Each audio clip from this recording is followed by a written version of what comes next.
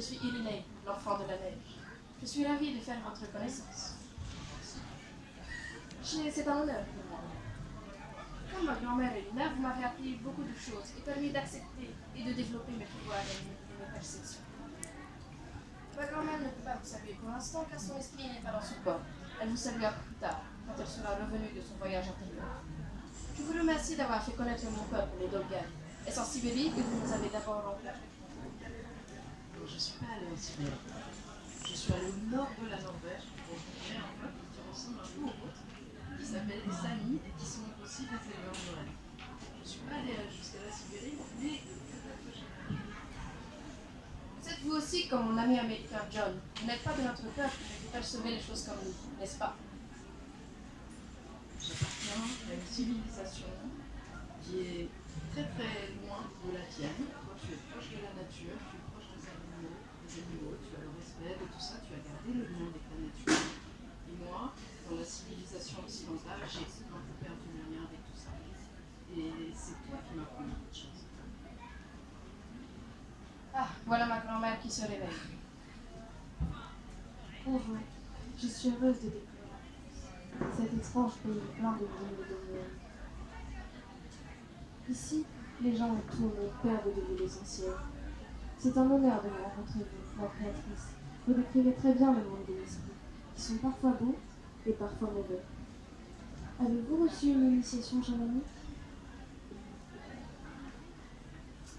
J'ai rencontré des chamans, alors pas des chamans sibériens, mais des chamans qui ont été initiés eux-mêmes en Amazonie, et qui travaillent avec les plantes.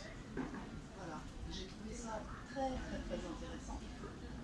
Et c'est ça qui m'a donné le goût, l'envie de raconter une histoire avec des chamans. Et des chamans sibériens qui en fait sont les plus anciens. Parce que vous savez que chaman en langue toulouse, sibérienne, ça veut dire celui qui sait, celui qui a le savoir. Donc c'est vous qui savez. Moi je sais rien, c'est vous qui m'apprenez tout. Pensez-vous que tout le monde ait le don de parler aux animaux comme moi, mais qu'ils l'ignorent et ne la développent pas? Je pense que si on travaille beaucoup, on peut développer plein de perceptions. Pas seulement communiquer avec les animaux, mais faire plein de choses qui sont en nous et auxquelles on ne pense pas forcément. Mais je pense que les animaux ont un vrai langage et que si on les côtoie, ne serait-ce que nos animaux domestiques, nos chiens, nos chats, on peut arriver à avoir une vraie communication avec eux. Voilà. C'est très important d'essayer pour les comprendre mieux. Dans votre récit, avez-vous l'intention de les éveiller en les aidant à en prendre conscience et à prendre soin des animaux? Tu veux dire les jeunes lecteurs? Oui. Ce roman, c'est une histoire, une aventure, mais c'est aussi une sorte de message, effectivement, pour les jeunes lecteurs. Mais pas que les jeunes lecteurs, d'ailleurs aussi les parents, les grands-parents, tout le monde, pas pour donner des leçons, pas du tout, mais pour inciter à réfléchir justement à cette relation qu'on a perdue avec la nature et avec les animaux, et au fait que ce serait bien d'arrêter de les massacrer, de leur faire du mal. Tu sais qu'on est dans la 6e extinction de masse des animaux, on est en train de tout détruire. Et qu'il faut prendre soin de tout ça, parce que la Terre, comme te dit le grand esprit du mammouth, c'est Gaïa, c'est notre maison. Donc je veux prendre soin de tout, de la Terre, des animaux, des humains, des plantes, de tout. Bonjour, je suis Sargane. Enchantée de vous rencontrer. Chantez ça, Je suis un Dolgan, et contrairement aux autres, je me déplace en motoneige, car c'est plus pratique et plus rapide que le rêve. Mais Elina m'a dit que j'étais prisonnier du cercle vicieux de l'argent. Pensez-vous que la recherche du confort est un piège? Alors, tu vois ce qui se passe dans notre société de consommation, à nous occidentaux, c'est que souvent, on a des choses. Et plus on a de choses, et plus on a envie d'en avoir plus. Et c'est effectivement une espèce d'ascension, comme si on n'était jamais satisfait des choses qu'on avait. Alors que vous, les Tolkien, vous vivez avec rien, avec juste de la nourriture, du soleil, et vous êtes hyper heureux comme ça, et vous n'êtes pas embarrassé par toutes ces choses que nous, les Occidentaux, entraînent, et qui parfois ne nous rendent pas si heureux que ce qu'on pourrait penser. Voilà, pas forcément utile. On pourrait vivre avec beaucoup moins et être plus heureux. On peut pourtant vivre au cœur de la société de consommation et ne pas avoir perdu sa relation avec l'univers. C'est le cas de John, et c'est pour ça que je l'ai tout de suite aimé. Pensez-vous que tout le monde est comme John et qu'il ne faut pas grand-chose finalement pour les éveiller? Je ne sais pas si tout le monde est comme John, mais en tout cas, John, au début, tu sais, il est à fond dans la société occidentale et dans sa vie normale, comme tout le monde.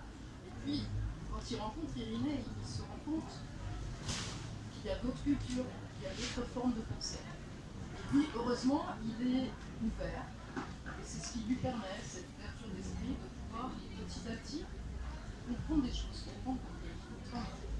Et être heureux, voilà, en ayant un peu moins que Sergueï, là, qui est obsédé par son motoneige et son essence et tout ça.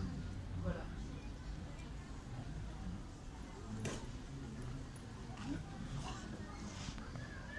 Bonjour, je suis très bien. C'est moi qui finance toute cette expédition. Je suis un homme très important, très riche, et j'ai très peu de temps. Je ne comprends pas du tout votre intérêt pour les Dolganes. Dans cette nature sans journaux, sans télévision, sans laboratoire, sans magasin, avec leurs règles, leur nature gelée. Vous méprisez le progrès de la science en nous mettant les bâtons dans les roues. Le monde a besoin d'hommes comme moi. Prouvez-moi le contraire si vous en êtes capable. Je suis très impressionnée d'être face à Trevor Marinsky, qui est un grand milliardaire et qui a des sociétés partout. Mais monsieur Trevor Marinsky, vous qui avez tellement d'argent, tellement de choses, tellement de pouvoir, et qui râlez contre tout le monde, est-ce que vous êtes heureux au fond de vous finalement? C'est vraiment intolérable d'entendre des choses pareilles.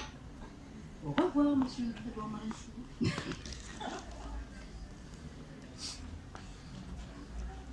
Ah, voilà Marion, toujours là quand il faut.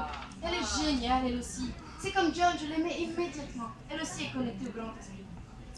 Bonjour, merci Irénée. Oui, je me bats pour que les choses changent. Merci d'avoir fait connaître mon association et de m'avoir laissé parler. Je me bats pour que l'on arrête de maltraiter les animaux et que l'on prenne conscience de leur souffrance qui est terrible. Vous et moi, nous critiquons la société de consommation qui, sans qu'ils s'en rendent compte, font perdre aux hommes la perception de l'essentiel. Ils cherchent à posséder, à toujours avoir plus au lieu de chercher à être et à communiquer. Nous cherchons à protéger la planète. Il faut rendre conscience aux hommes qu'il est urgent de changer leur comportement. Est-ce que vous diriez que votre roman est engagé? Êtes-vous comme moi dans la lutte? Je suis tellement contente de vous rencontrer, Marion, parce que vous êtes vraiment un personnage que j'admire profondément. Alors voilà, on a effectivement envie de défendre les mêmes choses, mais vous êtes sur le terrain et vous êtes une combattante. Et moi, j'admire ça. Moi, je ne suis pas comme ça. Moi, je suis juste un auteur. Alors, mon métier, c'est d'écrire des histoires. Et c'est ce que je fais là, avec Irénée. Et grâce à ce métier d'auteur, je peux créer des personnages comme vous, que j'admire profondément. On fait la même chose, mais sous deux manières différentes. Voilà. D'accord, merci beaucoup. Mais pourquoi les hommes modernes sont-ils si cruels? Pourquoi continuent-ils à détruire la planète alors qu'ils savent très bien que c'est dangereux pour tous les êtres vivants, même eux? Que pouvons-nous faire? On peut faire ce qu'on appelle notre part de colibri. C'est-à-dire que chacun, à notre échelle, on peut faire des petites actions qui améliorent les choses. On peut prendre soin des animaux, on peut arrêter de consommer du plastique, par exemple. On peut faire attention à tout ce qu'on utilise tous les jours et qui produit de la pollution pour la planète. Et puis on peut dire aux gens autour de nous, regardez, les animaux, ils sont sympas, ils sont comme nous, ils ont juste envie d'être heureux et qu'on prenne soin d'eux. Et puis, il faut juste arrêter de leur faire du mal parce qu'ils sont comme nous. Voilà. Chacun à notre échelle, on n'est pas obligé de faire des grandes actions d'éclat, des grands héros comme vous, Marion, qui est une grande héroïne. Mais chacun à notre niveau, on peut parler autour de nous de choses qui sont importantes. Et si tout le monde fait ça, il va se passer plein de belles choses. Et bravo, Marion. Bravo à vous. Voici le grand esprit du monde. Unissons-nous pour accueillir le Saint-Esprit. Invoquons-le par la vibration.